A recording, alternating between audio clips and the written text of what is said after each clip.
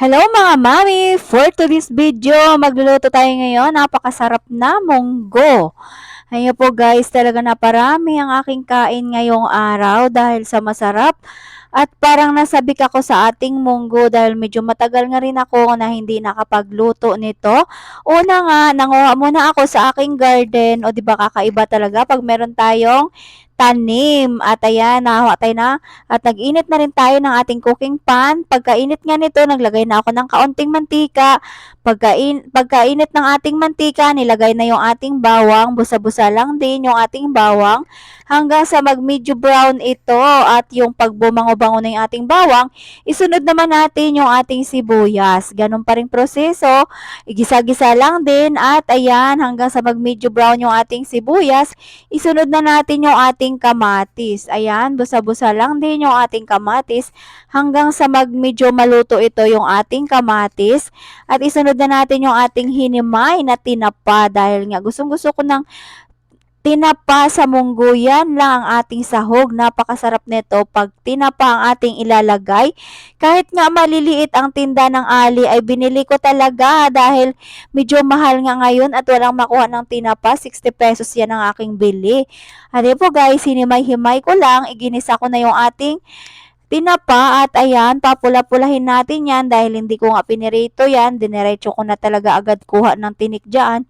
At ayan, ibusa-busa natin sa dyan parang paprito sa ating mantika para magiging crispy yung ating tinapa. At ayan nga po guys, ay ibusa-busa lang din natin yan. At ayan, pag medyo maluto na yung ating tinapa, isilagay na natin yung ating pinalambot na munggo. O, diba? Kailangan natin yan. Palambutin muna yung ating munggo. At ayan, makita mo medyo durog na yung ating munggo. Tsaka nyo na siya igisa. Ayan na po guys, inilagay na natin yung ating munggo. Igisa-gisa muna natin dyan sa ating bawang, sibuyas, kamatis. Yung ating nalagang munggo. At isunod naman natin lagay yung ating pork cubes o kaya nor cubes o ano kahit anong pork cubes dyan o kaya nor cubes ang ilagay nyo. At ayan, ilagay ko na rin yung tubig. At ayan, naglagay muna tayo ng tubig para pakuluan natin yan. Yung ating munggo, talagang napakasarap nito at talagang saktuhin nyo lang yung tubig nyo dahil aalsa pa naman yung munggo. Takpan muna natin yan ng ilang minuto hanggang sa lumambot yung ating munggo. At hinimay ko na nga yung ating talbos ng ampalaya dahil yan ay galing sa ating garden. Talagang napakarami ng aking nakuha. O di ba, napakinabangan natin yung ating tanim. Pag kailangan natin ng magulay, kukuha lang tayo sa ating garden. Mainam talaga pag meron tayong tanim. At doon din na tayo bibili dahil minsan, pag nagbunggo ako, pag walang dahon ng ampalaya, ay hindi ito nalalagyan. At ayan, napakarami ng ating nahimay. At pagkakulong-kulo na nga ito yung ating munggo, ayan, nakita nyo naman, napakulong-kulo na yung ating munggo.